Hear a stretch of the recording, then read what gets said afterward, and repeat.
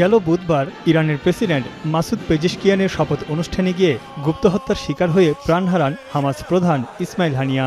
এই হত্যাকাণ্ডের জন্য প্রথম থেকেই ইসরায়েলকে দায়ী করে আসছে ফিলিস্তিনের স্বাধীনতাকামী সংগঠন হামাস। হামাসের সঙ্গে সুর মিলিয়ে একইভাবে তেল আবিবকে দায়ী করছে বিভিন্ন দেশ। যদিও এখন পর্যন্ত হত্যার দায় স্বীকার করেনি ইসরায়েল, তবে এবার এই হত্যাকাণ্ড নিয়ে চাঞ্চল্যকর তথ্য দিয়েছে ব্রিটিশ দৈনিক দ্য টেলিগ্রাফ।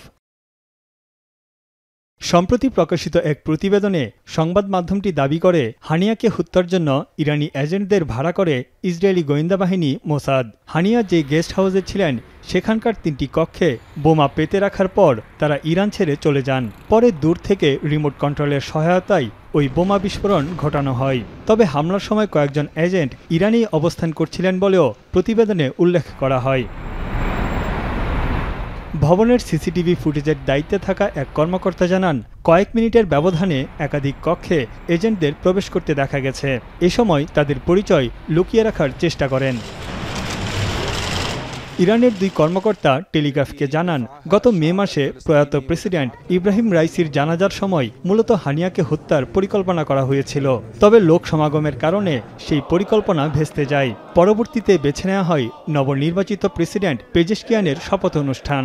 তেহরানের উত্তরে ইসলামিক রেভলিউশনারি গার্ড বাহিনীর গেস্ট হাউসে বিস্ফোরকগুলো পেতে রাখেন ওই এজেন্টরা। ইরানের এলিট সামরিক বাহিনী IRGCর একাধিক কর্মকর্তা জানান, আনসার আল মাহদি সুরক্ষা ইউনিট থেকে ইরানি ওইসব এজেন্ট নিয়োগ করে মোসাদ, যারা মূলত হানিয়ার নিরাপত্তার দায়িত্বে ছিলেন। গেস্ট হাউসের আরও 2টি কক্ষ থেকেও বিস্ফোরক দ্রব্য উদ্ধার করেন তারা।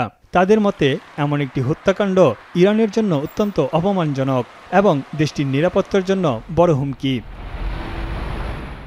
এদিকে দেরিতে হলেও এই ঘটনায় নড়েচড়ে বসেছে ইরানের নিরাপত্তা বাহিনী। হত্যাকাণ্ডের পর থেকেই ব্যর্থতার জন্য একে অপরকে দোষারোপ করছে বিভিন্ন মহল। ইরানি প্রেসিডেন্ট পেজেশকিয়ানের এক ঘনিষ্ঠ ব্যক্তি এরই মধ্যে এই ঘটনার জন্য ইসলামিক রেভলিউশনারি গার্ড বাহিনীর অবহেলাকে সরাসরি দায়ী করছেন।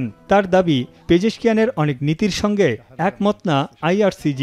অন্যদিকে আল কুদস বাহিনীর কমান্ডার ইসমাইল কানি ইতোমধ্যে দায়িত্বে অবহেলার অভিযোগে তার বাহিনী থেকে কয়েকজনকে বহিষ্কার ও গ্রেপ্তার করেছেন। তবে এ ঘটনায় যারাই জড়িত থাকুক না কেন, হত্যাকাণ্ডের মূল কারণ বের করতে সব বাহিনীকে নির্দেশ দিয়েছেন ইরানের সর্বোচ্চ ধর্মীয় নেতা Ayatollah Ali Khamenei. Tanvir Johnny, এখন বিশ্ব।